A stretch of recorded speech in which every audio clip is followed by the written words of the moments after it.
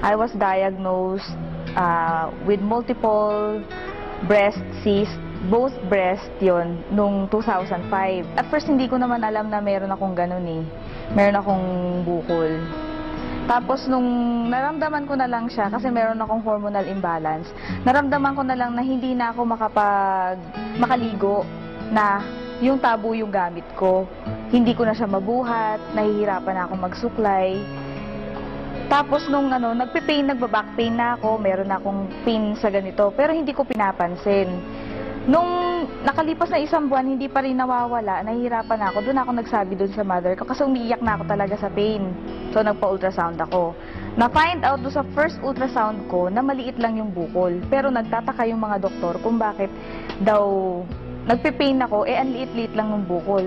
Na-find out namin na meron palang, multiple pala sa both breast, na ang dami-dami niya. Tapos nakita ko na nagkapa ako, na talagang malaki na siya.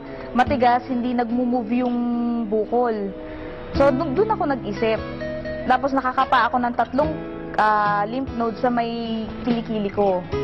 No, nung napag-isip-isip ko, nag-research ako ngayon. Sabi ko, bakit ganito?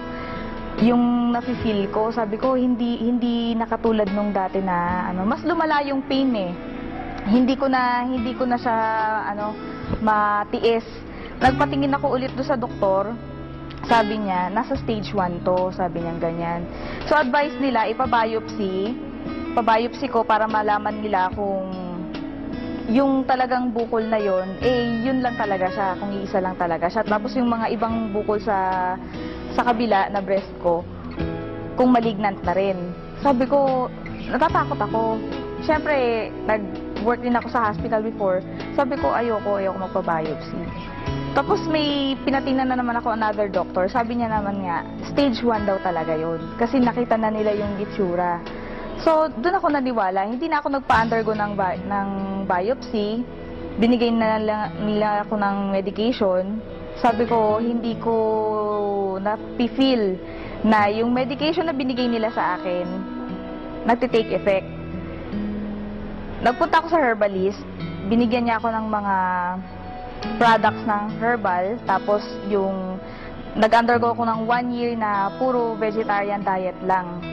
So, binago ko yung lifestyle ko. Nakaigi naman yun sa akin, pero hindi pa rin lumiliit yung bukol. Nag-isip ako ngayon, sabi ko, ano kayang pwede kong gawin para totally mawala na siya? Kasi ang advice nga sa akin, i-remove eh. Siyempre, dalaga ako. Nakakaano naman yun, wala kang breast, kadalaga mong tao, di ba? Yun, frustrating sa, nakaka-depress, nakaka-frustrate. So, nung dumating sa time na nag-research na ako, nag-internet ako kung ano bang pwede kong kainin. So, ang dami ko nakita. Nandun yung mga gulay, mga fruits na ina-advise nga doon sa mga may mga breast cancer na yun ang talagang dapat nakainin. So sabi ko, hindi ko naman alam kung saan makakabili lahat nito. Yung broccoli, meron dito, di ba? Yung mga ibang fruits na nandoon sa internet, available dito pero hindi lahat meron. Doon ako nag-isip, sabi ko, paano ko makakain to lahat? At saka mahal-mahal niya.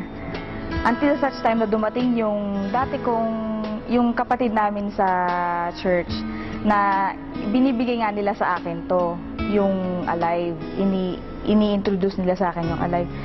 Nung una, skeptic talaga ako. Tapos nung pinakita nila sa akin yung pinaka-literature, doon ako nagulat. Kasi lahat nung ni-research ko sa internet na dapat nakainin, nandoon lahat. Eksaktong-eksakto. Kaya sabi ko, wow, sabi kong ganyan, grabe naman to, sabi kong ganyan. Kung gano'n, hindi na ako maghahanap ng kakainin ko, pwedeng ito na, sabi kong ganyan. Nung coffee pa lang yung pinasubok nila sa akin, talagang sobrang sumakit, no? Nag-take ako ng coffee, di ba yung coffee natin meron ngang Alive? Talagang sobrang sakit niya. Napakapit nga ako sa sa wall, tapos pinagtatawanan nila ako kasi nga, sabi ng ganyan, yan pala nga tinitake mo, nagpe-pain ka na. Sabi niya, ibig sabihin yan, reaction. Which is alam ko naman dahil hindi na bago sa akin yung herbal. Nung nag-take na ako ng capsule, doon ko naramdaman na nakakaginhawa, nakakaigi. Hanggang sa nakapag 1 month ako, na-gradual yung pag-inom ko, hindi naman bigla. Kasi doon sa isang capsule pa lang na-feel ko na na merong may reaction ako naramdaman. Pero hindi ko isininto kasi naniniwala ako na makakatulong talaga sa akin ng malaki. Hanggang sa nag-isang buwan, nagsabi ako doon sa mama ko, sabi ko, maganda ma, sabi kong ganyan kasi nalelesen yung pain, pati yung back pain ko sa likod, nawawala, sabi kong ganyan. Tinuloy-tuloy ko hanggang sa nagpatingin ako, tapos kinapa ko siya ulit. Yung bukol, maliit na lang. For 2 months yun. Kasi nagdag na 9 capsules na ako eh. So, hanggang ngayon, continuous pa rin, tuloy-tuloy yung medication ko. Hindi ko tinitigilan yung Alive. So, ngayon, maliit na lang siya. Maliit na lang. Tuloy-tuloy pa rin yung medication ko para totally ma-dissolve na yung bukol. Malaking malaki po ang naitulong ng Alive. Sobra.